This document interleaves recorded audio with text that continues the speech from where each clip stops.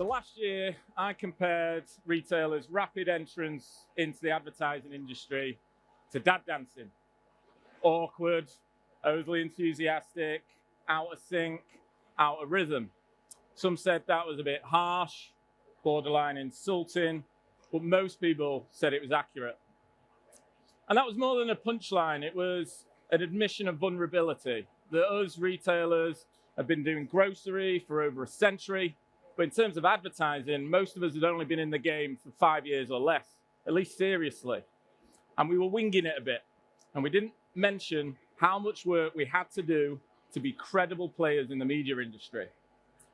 And up to 2024, a lot of growth in retail media was based on promise, the idea of retail media, the opportunity, the excitement of it. But promise isn't enough to sustain long-term growth. You need performance, you need capabilities, and you need to remove friction. So we needed to take our dad dancing and we needed to learn some new moves, going from promise to performance. We needed to upgrade our wardrobe and get some capabilities that matched our promises. And we needed to stop gatecrashing the media industry and asking everyone to dance to our tune and start aligning and being more easy to work with. The good news is that 12 months on, lots of progress has been made.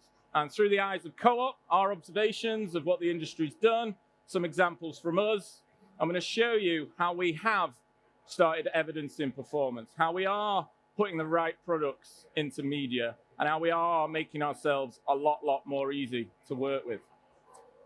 First up, performance. And I think there were two bold claims that retailers were making last year with little to no evidence to back them up. The first claim was around incremental sales. Only there was a small asterisk next to incremental, so small that advertisers didn't quite see it. And that asterisk said, in this retailer only. There was no evidence to suggest that money wasn't just moving around the market, and a Kit Kat campaign in Tesco that showed incremental sales there wasn't at the cost of Kit Kat sales in Sainsbury's. And if we're in the media business, we're in the incremental market sales business. The other claim was that the store, where 80 to 90% of transactions happen, can build brand as well as shift product. But there was loads of skepticism in the market, some of which is there today still. The good news is that we've all been busy as retailers. We've invested in insights, in studies, in analytics, in measurement tools, in new capabilities. You've got the likes of Boots partnering with Mesh. You've got Tesco and Lumen and their in-store digital estate. You've got 7-Eleven in America partnering with Dentsu for the attention economy. We've all been busy to prove and put evidence to these claims. And Co-op have got two that I'm going to show you now. One's called the Sakana Halo Analysis. That's not a typo. And the other is called the Lumen Attention Study. So first, traditional view of advertising is that if lots of people see an ad lots of times for a product, it might influence their purchase decision anywhere they shop where that product is available. Makes sense. In grocery, consumer shops at roughly 5 different places in a month, 5 different grocery retailers. And we all sell similar stuff, similar brands, similar products. So it's no stretch of insanity to assume that if you advertise in one of those retailers, it could impact sales in the rival ones. But that's not how we do it. In retail media, we only measure the sales in our own shops. We create a very limited view of the impact of our advertising. We even celebrate this limitation and call it closed loop measurement and champion it. And the way that works in a store environment is you take the stores that you're putting the advertising in and you find control stores, representative control stores where you don't put the advertising in. And you need a lot of stores to find those representative controls. Luckily, Co-op's got thousands of shops. So this is data using an actual beer brand campaign last year. So when we measured the sales of those brand products in the stores where the advertising was and compared those to the stores where the advertising wasn't, we saw a 12% increase in all the products that sat under that brand. Obvious, makes sense. But what about the people that went into the Co-op shop, saw the advertising, went home with their pizza, their soft drink, their crisps, binged Netflix, fell asleep on the couch, went into work the next day. On the way home, they stopped at a supermarket, went round the aisles, and they picked up that beer brand. And they picked it up, whether they knew it or not, because of that co-op advertising. There's loads of cynicism about that, skepticism about that. Whereas if I replace the words co-op store advertising with billboards, TV, radio, social, it'd be totally plausible. But how do you prove it? To prove it, you'd need the sales data from all the rival stores, which I'm legally not allowed to have, and no rival would even give it me anyway. So you have to partner with someone that does have it, Sakana, who are also an analytical powerhouse in the world.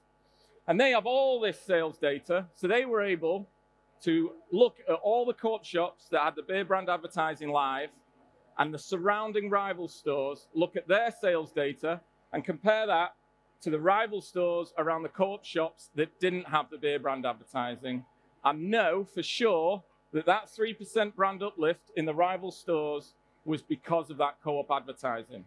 Statistically significant. And that might not sound like a lot, but there's a lot of those stores. So when you add up the sales value of all those rival stores and put it on top of the co-op store sales that we were reporting, it's ×5 the actual incremental value. Now that's good for Co-op Media Network clients. It's good for the trading directors at our rivals because we're growing sales in their four walls. It's great for retail media networks with bricks and mortar store propositions because you can remove the asterisks. We are not moving money around. We are generating incremental market sales. The other claim was the store can build brand. It can do more than drive short-term sales, immediate sales consumption. It can shift the dial on recall, on brand choice. Well, there was two opposing views. I think we can guess which side the retailer sat on, where one side, they said, of course it can build brand. Lots of people come into the shops and see the advertising lots of times, and they see it in a contextually relevant environment. Grocery adverts on a grocery mission, and that helps with memory formation. But on the other side, the brands, the agencies were saying, yeah, but there's no way it can build a brand. It's passively looked at, it's not looked at for long enough, and there's no emotional connection. And the key unlock here would be the attention, because there's loads of studies to say if you have these things and you have attention, you can build brands. And attention is now the currency of media planning. It's in most agency planning tools, and it is leveraged for planning decisions around the world. So if we could prove the attention, we could settle this debate. Challenge is, how do you do that in a real world environment when someone's wandering around a store? So we partnered with Lumen, that are sponsoring the attention stage on the other side of MadFest. World renowned for their attention and the robustness and credibility of their studies, to the extent that Lumen data against all other media channels is ingested into most media agency planning tools, the likes of WPP, Dentsu, IPG, Havas. And if they could measure the attention of the store, relate that to brand metrics, they'd be able to do it in a way that was comparable to all of the media channels around the world. But how did they do it? Well, they've got some fancy glasses that have two sets of cameras. One set looks outwards, capturing everything in the field of vision, and the other looks inwards at where the pupil is looking. And that gives you this red dot. And that red dot means you know if they looked at the advert and for how long. And then when they leave the store, you can ask them to complete brand surveys on recall and choice. Do you recognize any of these brands? If you were buying cheese, which of these brands would you choose? And that gives you the full data set to answer the question, does the store build brands? And gives it you in a way that's comparable and standardized with the whole of the industry. So the answer is yes. Both small stores, small convenience stores, and large stores that we sent the respondents round had statistically significant brand recall effects. And the large store environment held its own with the other mainstream channels, even outperforming social in-feed. And the small store packed a big punch, outperforming most of them with the exception of online video, likely for that reach creative format. But why the small store effect? Well, it comes down to attention. The small store got more than attention, which supports all the studies. And this is a metric that is key in media planning, attention seconds per 1,000 people.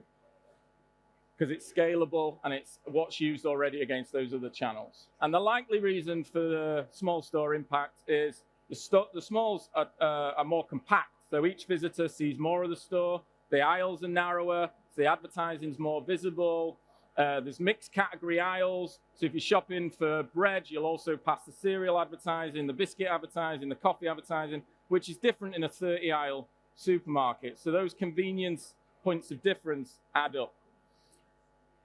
But these examples of promise to performance still aren't enough to be a credible media owner. We had to sort our wardrobe out. We had to get capabilities that matched our proposition. And that meant we had to go shopping. And retail media, at its heart, is about converting intent. We've mentioned creating intent, but it's about converting intent. And not all intent is equal. And it is a moment of opportunity for a brand to be chosen that has a ticking clock against it. And once it's gone forever. So a retailer's obligation to a brand is to have the tools and the capabilities to effectively take advantage of all those millions of moments of intent, of opportunities to be chosen. For Co-op, our proposition is around unlocking the differences in convenience shopping, which is very different to a supermarket. Supermarket is your big weekly shop, your trolley push down 25 aisles. It's preventing a future grocery mission from happening. Convenience is solving a live grocery problem. It is a cure and it is diverse. The missions change morning, noon, and night, Tuesday to Saturday, rain or sunshine, and we needed the right capabilities to live up to that proposition. In the same way, Nectar's launched Pollen to live up to its proposition. Tesco is rolling out digital screens in its store. Same for Superdrug. LS Media 11 Services launched Asda Access. We're all investing to ensure our capabilities match our proposition. So for convenience, we had work to do. And as of the 14th of October in 2024, we had one store with an entrance screen in Ossett in Yorkshire. I wouldn't go there if I were you, but it's lovely. It's a lovely screen. A week later, we had 25. A week after that, we had 50. A week after that, we had 75. And we kept going. We gave the team a break at Christmas until now. We've got 650. And next week, we're going to have 675. And the week after, we're going to have 700. And we're not going to stop until we've got more than 1,000 screens. Not because it's a new and shiny toy, but it's so that we lived up to our obligation like all the other retailers in the industry are doing.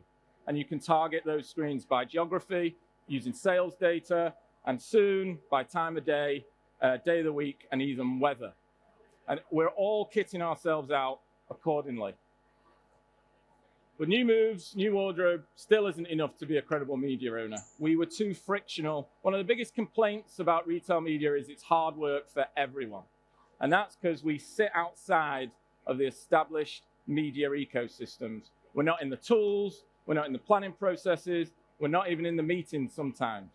We rely on being opted in, included after the established processes are finished.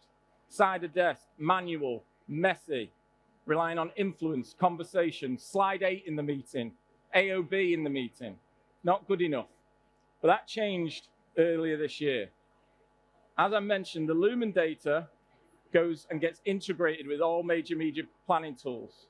And our data for the store, in both small convenience stores and large stores, was collected in a standardized way, which meant it could go in with the rest of the data. And that happened with Dentsu, one of the pioneers of attention-led media.